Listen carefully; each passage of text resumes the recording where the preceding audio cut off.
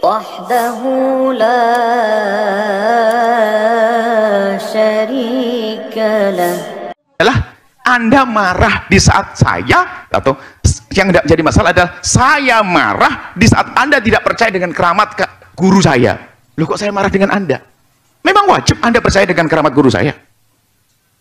Karena yang cerita saya, mungkin bagi Anda saya pendusta kok. Saya punya guru, Masya Allah, suatu ketika dia kehabisan gula misalnya, terus ambil pasir jadi gula. Saya cerita dan saya benar. Anda tidak boleh percaya kok. Anda boleh nggak percaya? Karena ini bukan Quran yang harus Anda percaya. Berita dari saya, manusia, saya bukan nabi, yang bisa saja saya berbohong. Maka tidak wajib percaya dengan keramat. Ini kan kaidah. Apa ya? Fakih mukodam ya. Jadi, Yai, alasannya apa ya? Bisa menyatakan bahwa fakih mukodam Mi'raj dalam satu malam itu 70 kali kok tidak dihukumi kafir oleh Yai? Iya, kafir itu kan mukallaf. Mukallaf itu harus ada sosoknya. Sedangkan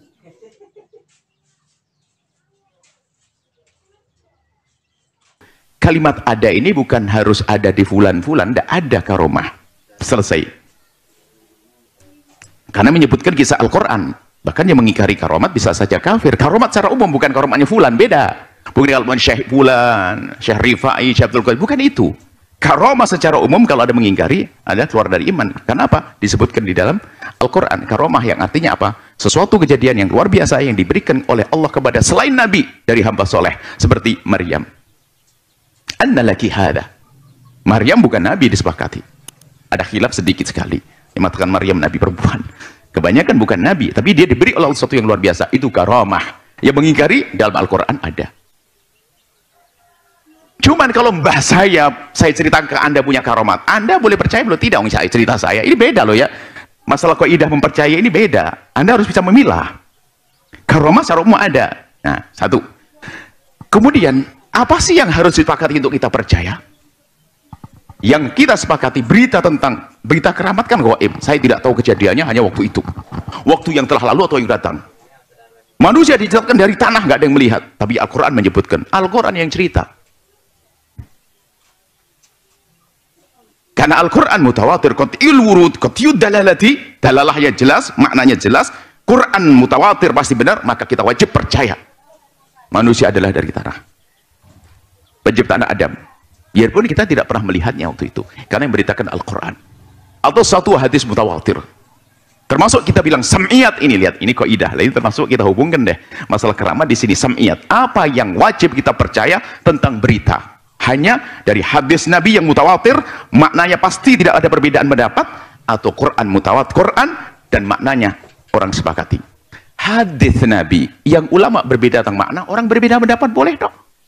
Ada imam ini mengingkari, imam itu mengingkari, ada. Itu hadis Nabi. Karena sahihnya adalah sahih khabar ahad, bukan khabar yang mutawatir. Ini hadis Nabi saja ada. Imam Abu Hanifah mengingkari, nggak dikatakan syirik kok. Karena bagi dia hadisnya tidak sahih. Ini urusan hadis. Lah kalau berita si fulan punya keramat, Anda tidak wajib percaya tentang keramatnya si dia. Ada pun mengingkari keramat tidak boleh. Ada orang mengatakan Syekh Abdul Qadir Jalani punya keramat begini-begini, Anda boleh tidak percaya. Sesuai dengan kemampuan logika Anda, ilmu Anda. Dan tidak mempercaya bukan mendustakan Syekh Abdul Qadir Jalani. Kenapa permasalahannya bukan Syekh Abdul Qadir Jalani? Yang cerita siapa? Loh, yang menceritakan ini loh. Ini kaidah karomah, jadi ilmiah dong, jadi sedikit ilmiah ada. Permasalahannya bukan apa yang dilakukan Syekh Abdul Qadir Jalani atau tadi saya fakih muqaddam sebagainya. Siapa yang menceritakannya? Jangan-jangan ini dusta dinisbatkan pada Syekh Abdul Qadir Jalani. Syekh Abdul Jalani menutup pintu neraka. Ini loh. Kenapa dinisbatkan pada Syekh Abdul Qadir Jalani? Dari mana kisah itu? Apakah beliau ngomong sendiri? Oh, itu ditulis dalam bukunya. Siapa yang menasah, yang menukil bukunya itu? Kan kita punya rambu-rambu keimanan. Inilah mempercayai keramat. Yang jadi masalah itu adalah Anda marah di saat saya, atau yang tidak jadi masalah adalah saya marah di saat Anda tidak percaya dengan keramat guru saya. Loh, kok saya marah dengan Anda? Memang wajib Anda percaya dengan keramat guru saya? Karena yang cerita saya, mungkin bagi Anda saya pendusta kok. Saya punya guru, Masya Allah, suatu ketika dia kehabisan gula misalnya, terus ambil pasir jadi gula. Saya cerita dan saya benar. Anda tidak boleh percaya kok. Ada boleh nggak percaya? Karena ini bukan Quran yang harus Anda percaya. berita dari saya, manusia, saya bukan nabi, yang bisa saja saya berbohong, maka tidak wajib percaya dengan keramat. Ini kan kaidah. Kalau Anda salah di dalam ilmu ini, alangkah banyaknya dusta yang dinisbatkan kepada ulama dianggap benar, pada ulama tidak melakukan. Keramat-keramat palsu dinisbatkan kepada ulama-ulama, padahal itu tidak terjadi. Berarti kita telah menodai ulama gara-gara kita tidak punya rambu dan tidak percaya. 70 kali Isra Mi'raj dinisbatkan kepada Syekh Al-Hakim Muqaddam. Apakah benar menisbatkan cerita pada beliau? Kecuali saya memandang dengan kebencian dengan kelompok Syekh Al-Hakim Muqaddam. Wah, ini dusta dan sebagainya. Loh, kita tanya dulu, siapa yang menisbatkan kisah ini ke sana? Betulkah ada cerita ini? Seandainya betul cerita ini dalam rangka apa? Bukankah sering kita dengar ulama cerita Isra Mi'raj yang dilakukan Nabi adalah menghadap kepada Allah dalam Isra Mi'raj, dan itu hadiah buat kita, sehingga seorang muslim sehari tidak kurang berisra Mi'raj 5 kali, yaitu dengan sholat. Loh, bahasa begini ini kan bahasa memahamkan Isra Mi'raj seorang hamba adalah dengan sholat. Misalnya, bukan kami mengatakan Buya Yahya Isra Mi'raj 5 kali sehari, misalnya. Ini bukan pembelaan kepada Sayyidina Al-Hakim Muqaddam dan sebagainya, kita membela kebenaran. Kalau Anda tidak percaya, kalau itu Sayyidina Al-Hakim Muqaddam ngomong apa kira-kira? Bukunya di mana bunyi? Siapa yang menukil cerita ini? Tadi murid saja bisa saja berdua berbeda pendapat. Kalau murid berbeda pendapat, orang lain pun sangat mungkin boleh tidak percaya. Bisa jadi ada dimasukkan sesuatu yang berlebihan, bisa jadi. Sementara telah disepakati adalah seorang alim besar, Sayyidina Al-Hakim Muqaddam. Kalau ada berita yang aneh-aneh, bisa saja. Kan banyak dikatakan oleh para ahli tasawuf, alangkah banyaknya al-madbu', seorang imam rusak gara-gara atba' pengikut. Berlebihan. Ayo. Oh, itu betul ada di buku ini. Siapa yang menukil buku itu? Kemudian setelah itu apa? Anda tidak percaya, tidak ada masalah. Selesai.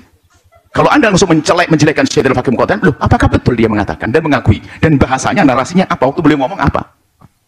Jangan menjelekkan Abdul Qadir Jailani pada Syekh Al-Hakim Muqaddam. Ya membawa cerita itu barangkali. Kemudian maksudnya 7 kali Isra Mi'raj itu seperti apa maksudnya? Atau hanya mungkin dia sholat 27 kali? Karena sholat yang seorang hamba adalah seperti Isra Mi'raj yang Nabi, dalam arti saat itu menghadap khusus kepada Allah dengan at-tahiyatul wabarakatuh. Mungkin kita tidak tahu seperti apa. Hari ini kami berikan rambu-rambu Anda di dalam bicara tentang keramat. Anda yang bercerita tentang keramat, kiai Anda, ulama Anda, guru Anda, sebatas Anda bercerita. Kalau orang tidak percaya, Anda tidak perlu marah. Karena tidak wajib percaya dengan cerita Anda. Yang wajib percaya dengan adanya keramat.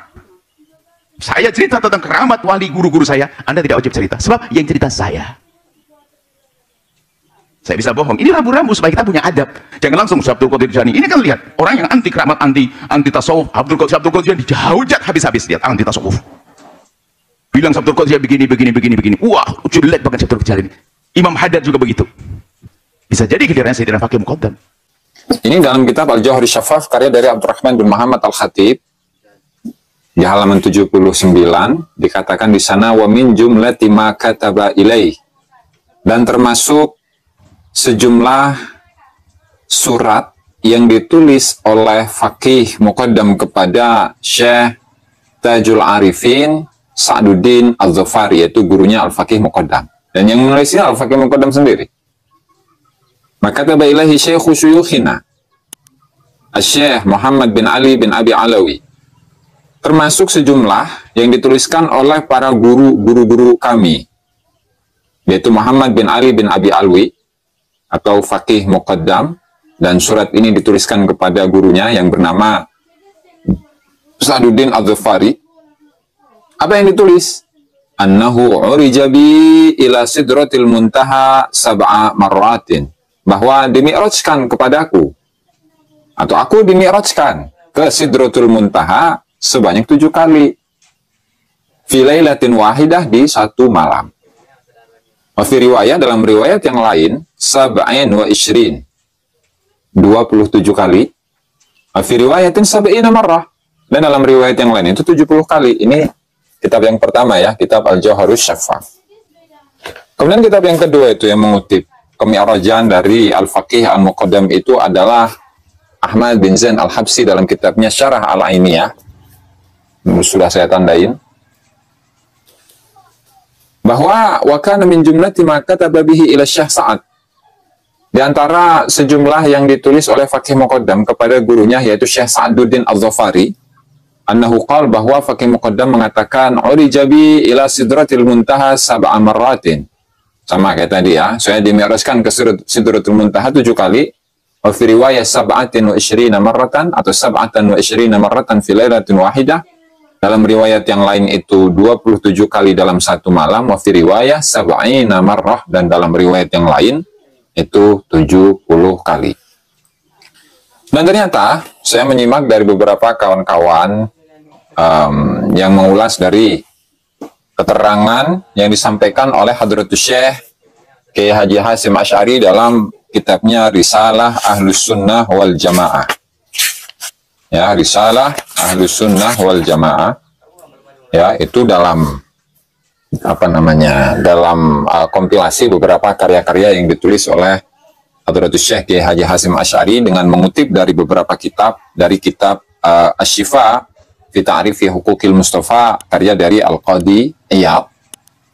Di sana dijelaskan wa kadzalika man idda'a mujalasatullah. Ini saya baca matanya dulu, kemudian saya akan bacakan dari syarah untuk kitab Asy-Syifa fi Ta'rifi Huquqil Mustafa dari dua kitab. Fadzalika kufrun, fadzalika kulluhu kufrun bil ijma', dan itu semua merupakan kekufuran bi ijma'il muslimin, dengan ijma'nya umat Islam. Yaitu beberapa hal yang disebutkan sebelumnya ketika sebuah ucapan itu menafikan ketuhanan, keesaan, atau penghambaan diri kepada selain Allah Ta'ala dan seterusnya, maka itu kufur ya, bil ijma'.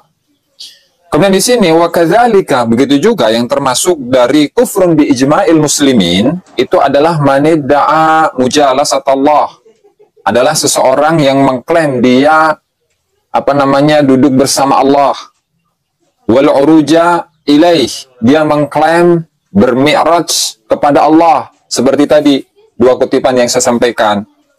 Kemudian wa mukalamatahu au hululahu fi ahadil ashkhas au mukalamatahu, atau dia berbincang-bincang dengan Allah Subhanahu wa taala. Apa ya? Fakih muqaddam ya. Jadi Kiai alasannya apa ya bisa menyatakan bahwa fakih muqaddam mi'raj dalam satu malam itu 70 kali kok tidak dihukumi kafir oleh Kiai? Iya, kafir itu kan mukallaf. Mukallaf. Mukallaf itu harus ada sosoknya. Sedangkan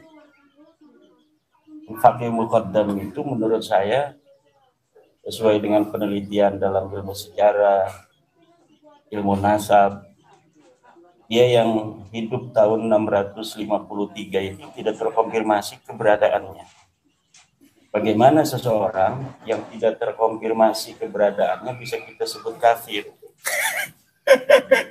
Walaupun kisah itu ada, kisah itu muncul pertama kali tahun 895, di mana di dalam kitab Al-Burqa Al-Musyiqah Ali As-Sakran pertama kali membuat drama tentang adanya surat menyurat antara fakih muqaddam dengan Syekh Sa'ad Az-Zifari.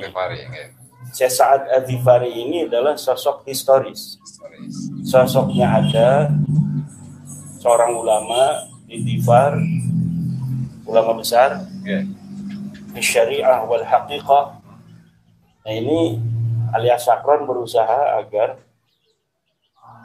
leluhurnya dia yang satu masa itu hidupnya itu dicangkokkan sejarahnya agar nampak menyejarah. Padahal sama sekali tidak ada di dalam data-data eksternal tentang kisah surat menyurat itu. Ali As-Sakran itu katanya mendapatkan berita itu dari kitab karya Bataha. Namanya kitab Tuhfatul Murid ya. Wa Unsul Mustafid. Nah, apakah benar itu kitab ada? Tidak ada. Jadi kitab itu tidak akan pernah ditemukan. Jadi menyebut nama kitab yang dikarang oleh sosok historis ulama besar juga, Bapak, yang merupakan murid daripada Sa'ad Az-Zifari, yang katanya di dalam kitab itu ada surat menyurat antara fakih muqaddam dan Sa'ad Az-Zifari. Sebenarnya di dalam kitab Al-Burqa itu sangat sederhana. Jadi hanya ada surat menyurat, itu kisahnya pun hanya kisah sepintas. Tapi kemudian pada masa generasi berikutnya, di dalam kitab-kitab Al-Masrahur Rawi, ini lebih dramatis sekali. Jadi kisah sepenggal yang sangat sederhana yang dibikin oleh Ali As-Sakrar tentang surat menyurat antara Faqih Muqaddam dan Sa'ad Al-Ghifari kemudian dikembangkan oleh Ba'lawi berikutnya di abad ke-11. Sehingga sepertinya bahwa surat menyurat itu faktual. Seakan-akan ada sebuah dialektika sufistis antara Sa'ad Al-Ghifari yang seorang ulama historis dengan Faqih Muqaddam yang ahistoris. Untuk apa? Sebenarnya tujuannya itu adalah untuk agar Faqih Muqaddam ini kesejarahannya seakan-akan tertulis, padahal tidak ada. Maka di dalam ilmu komunikasi ini biasa disebut dengan cara berbohong 3 langkah. Agar bohong yang sebenarnya tidak terdeteksi, kemudian orang-orang terjebak kepada perdebatan bohong yang ketiga dan kedua. Jadi kisah Faqih Muqaddam yang ahistoris tidak ada, kemudian dibikin sebuah narasi. Waalaikumsalam. Lagi itu. Lanjut aja. Siap. Mana nih ini? Kopi udah. Ada, Bang. Ya, lanjut. Lanjut. Ya, kita lanjutkan. Jadi cara berbohong 3 langkah. Itu pertama berbohong bahwa Faqih Muqaddam itu ada, padahal dia tidak ada. Yang kedua, surat menyurat itu seakan-akan ada, padahal tidak ada.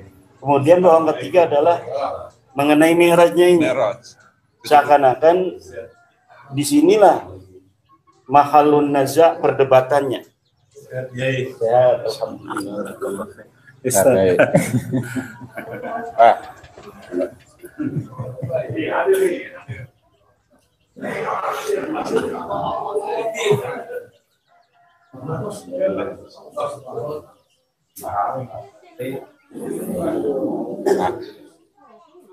Tiga langkah ya.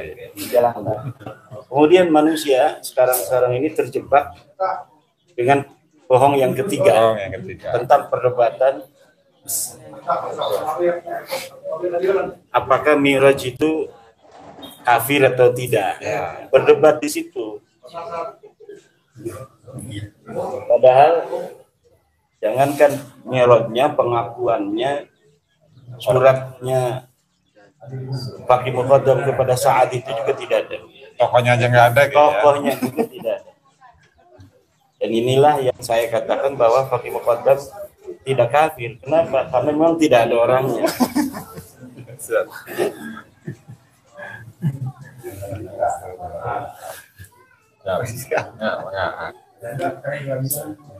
Lalu yang dikatakan bahwa pendiri dari Thariqah Alawiyah itu Faqih Muqaddam gimana ya? Nah, itu saya sudah bahas bahwa Thariqah Alawiyah ini tidak definitif sebagai sebuah thariqah. Jadi tidak memenuhi syarat untuk bisa dikatakan thariqah.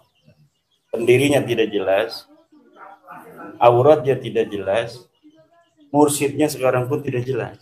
Siapa orang yang sekarang berani mengaku mursyid dari Thariqah Alawiyah? Kalau ada orang yang berani mengaku, maka dia harus berani mengatakan dari siapa dia mendapatkan talqin dan baiatnya.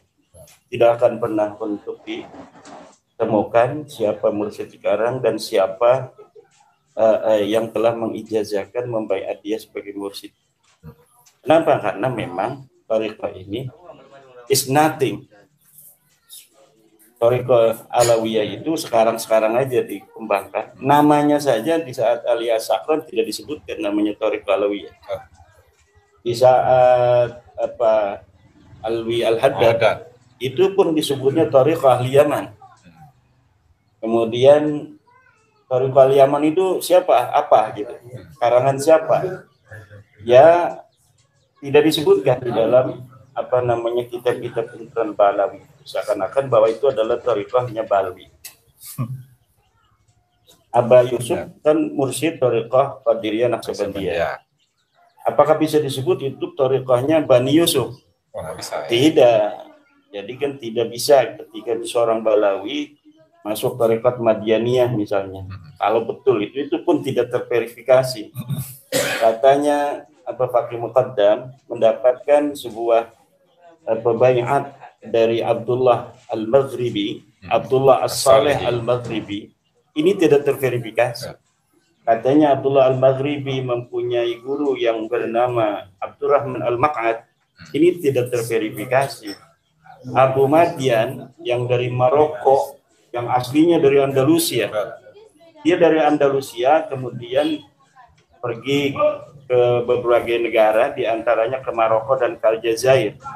Kemudian dia mengembangkan thariqah diantaranya di Maroko, kemudian wafat di Tilmisan yang berada di Aljazair. Pernahkah dia mempunyai seorang murid dari Hadramaut atau dari Mekah? Tidak ada yang tahu. Kemudian bagaimana akhirnya supaya ini ada benang merah, diciptakanlah orang yang bernama Abdurrahman Al-Maq'ad dan Abdullah Saleh. Abdullah itu akan hamba Allah yang saleh. Jadi mau berbohongnya setengah-setengah dia. Namanya harusnya disebutkan Parjo gitu kan. Jangan hamba Allah yang saleh. Ya hamba Allah yang saleh itu ya itu ciri biasanya orang-orang yang berbohong di dalam nama-nama itu menggunakan nama Abdullah. Bahkan di penelitian dari Balawi sendiri, Abdurrahman bin Mustafa Al-Abbas itu nggak terverifikasi ya? Oh, ada dari Balawi yang telah ada. Al-Bahsu Anil Haqiqah fi Nasyati Al-Faqih Muqaddam wa Ulumihi wa Usuli Tariqati. Karangan siapa? Abdurrahman bin Mustafa Al-Abbas. Oh, menurut dia gimana? Coba dia. Ya menurut dia untuk kitab Al-Jawhar Syaffaf atau Al-Burqatul Musyiqah itu dua-duanya tidak bisa dijadikan sebagai data sejarah ya. Yeah. Karena keterputusan riwayat satu, kemudian yang kedua itu tokoh-tokohnya nggak jelas dan generasinya kan sangat jauh gitu ya. Yeah. Dan juga untuk sanad thariqahnya itu sendiri nggak terverifikasi. Itu ya. Ya. Wajar kalau misalnya kan tidak semua Balawi juga tidak jujur ya. Ada tuh kan seperti Ubaidillah yang pengarang Al-Istizadah. Kemudian ya banyak juga sih yang mereka juga berani untuk ada Bu ya terus. Ya.